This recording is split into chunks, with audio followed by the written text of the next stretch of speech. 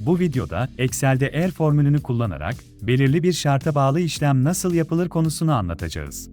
Senaryomuz basit, çalışan listemizde 5 yılı dolduran personele %10 prim eklemek istiyoruz. İlk önce çalışanların toplam çalışma süresini hesaplayarak başlayalım. Çalışma yılı hücresine gelelim ve buraya =tarihli formülünü yazıp parantez açalım. Parantezin içine işe giriş tarihi hücresini seçerek noktalı virgül yazalım ve bugünün tarihi olan hücreyi seçelim. Tekrar noktalı virgül yazarak çift tırnak içine y yazarak parantezi kapatıp Enter'a basalım. Bu formülle iki tarih arasındaki zamanı bulmuş olduk. Şimdi eğer formülü kullanımına geçelim.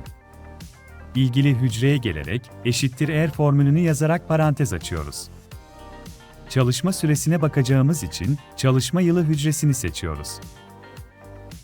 Senaryomuza göre 5 yıldan büyüklere bakacağımız için büyüktür 5 yazarak noktalı virgül işaretini yazıyoruz.